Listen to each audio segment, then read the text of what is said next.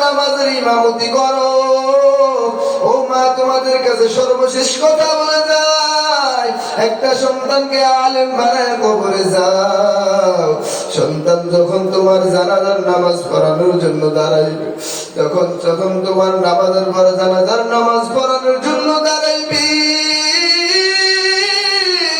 তখন সন্তানের চোখের গোটাই পানি।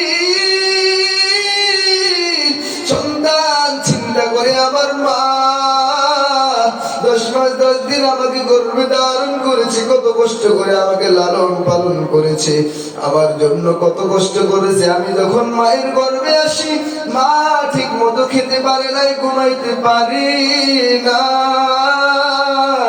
আমার জন্মের সময় মায়ের বাচ্চাদানি নিয়ে কলসে কলসে রক্ত যায়, মা বেহুশ হয়ে যায়।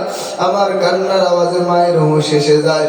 মা আমাকে নিয়ে কত কষ্ট করে, সারাদিন কাজ করে, এই শীতের রাত্রে যখন কাজ করে, মা যখন ঘুমাইতে যায়, সন্তান তাকায় দেখে সন্তান কান্না করে। সন্তানের কান্নার আওয়াজে মায়ের ঘুম ভেঙে যায়। মা তাকায় দেখে সন্তান প্রস্রাব পায়খানা করে কাপড়গুলো নষ্ট করে দিয়েছে। মা আবার ওই সন্তানের কাপড়গুলো পরিবর্তন করে আবার নতুন কাপড় পরিধান করায় দেয়। একটা সময় তাকাইতে দেখতে দেখতে সমস্ত কাপড়গুলো নষ্ট করে দেয়। সন্তানকে ডান পাশে শোয়ায়,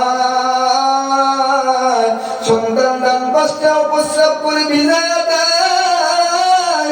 সন্তানকে বাম পাশে শোয়ায়, সন্তান বাম পাশটাও ভিজায় দেয়। মা এবার ভিজা জায়গায় গিয়ে সন্তানকে শুকনা জায়গায় শোয়ায়। সন্তান তারা ওই জায়গাটাও প্রস্রাব পায়খানা করে তখন নষ্ট করে দেয়। ও দুনিয়ার মা, সন্তানকে মা ডানেও রাখে না, বামেও রাখে না, মাটিতেও না। মা এবার সন্তানটাকে বুকের মধ্যে রাখে। ওই সন্তান জানাজার নামাজ দাঁড়ায় দাঁড়ায় মালিকের কাছে বলে, মালিক, আমি জন্মের আগ থেকে আমার মা এত কষ্ট করেছে, আমাকে লালন পালন করেছে, আজকে জানাজার নামাজে দাঁড়াইলাম রে মালিক, তোমার কাছে একটাই ফরিয়াদ, তুমি আমার আম্মার কবরকে জান্নাতের বাগান বানায় দাও।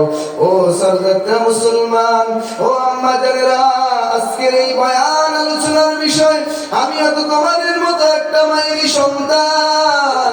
আমার মা বড় কষ্ট করে আমাকে লালন পালন করেছে, মাদ্রাসায় পড়াইছে। আজকে আমার মা দুনিয়ার জমিনে নাই, যখনই হাতটা তুলি মায়ের কথা মনে পড়ে যায়। সকালবেলা কম করে শীতের মধ্যে মা উঠিয়ে আমার জন্য খানা গরম করেছে, খানা গরম করে আমাকে মাদ্রাসার জন্য রেডি করে মাদ্রাসায় পাঠাইছে। মা নিজে খায় না, আমাকে কত কষ্ট করে লালন পালন করে মানুষ করেছে। ও পর্দার আড়ালের মা, আপনাদের পায়ে হাত দিয়া বলে যায়, একটা সন্তানকে আলেম বানান, আলেমের হাফেজ কোরআনের মা বাবা হইয়া কবরে যান, এটাই আপনাদের কাছে সর্বশেষ করিয়া একটাই অনুরোধ, একটা সন্তানকে আলেম বানায়া যান। আল্লাহ তাআলা আমাদের কথাগুলো মাফ করুন। আসসালামু আলাইকুম ওয়া রাহমাতুল্লাহি ওয়া বারাকাতুহু।